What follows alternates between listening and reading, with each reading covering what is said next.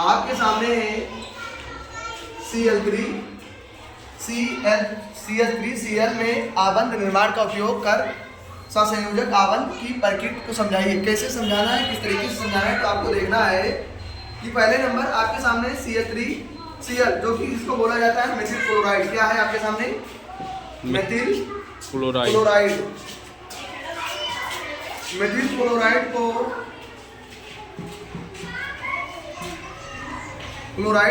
अब आपको ये देखना है, इसमें पहले ये बता रहा है, पहले आप सभी स्टूडेंट को ये ध्यान देना है कि इसकी प्रकृति कैसे होती है, इसकी संरचना कैसे होती है।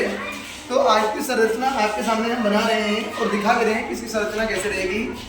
तो आपके सामने एक कार्बन है, एक कार्बन से क्या होता है, 3 हाइड्रोजन जुड़े हुए हैं। क्या जुड़े हुए हैं? 3 हाइड्रोजन। और एक क्या जुड़ा हुआ है? क्लोरीन जुड़ा हुआ है। आपके सामने CH3Cl के संरचना बने हुए हैं। स्ट्रक्चर आपके सामने क्या बना हुआ? संरचना क्या हुआ? बना हुआ आपके सामने। ध्यान से देखें सभी स्टूडेंट, ध्यान दें।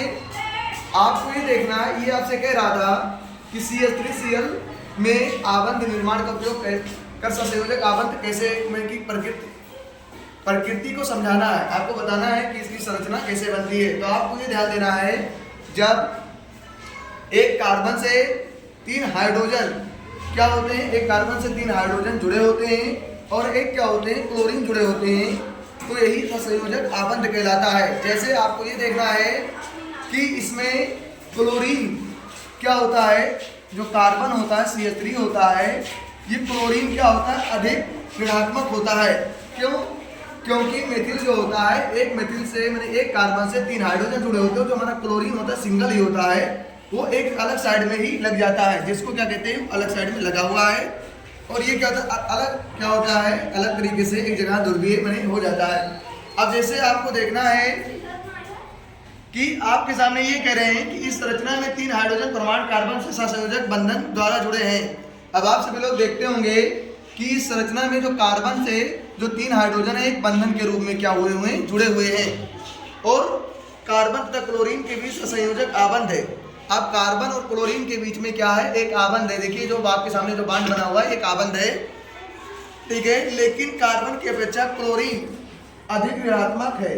कह रहे हैं कि कार्बन की अपेक्षा अधिक क्लोरीन क्या है, अधिक ऋणात्मक है, क्योंकि कार्बन क्या है, प्लस है, और क्लोरीन क्या है, माइनस है। ये क्या है, अधिक ऋणात्मक है।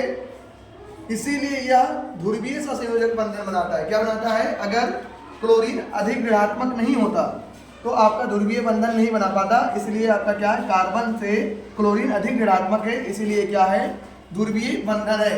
माने इसका जो स्थान होता है ध्रुवीय प्रकृति का होता है। यही आपका क्या है, CH3Cl क्लोरीन में आबंध निर्माण के उपयोग को बताया है। सहसंयोजक आबंध के बारे में हमने आप सभी लोगों को अच्छे से समझा दिया और आपके सामने उसका स्ट्रक्चर ऐसे है। थैंक्स।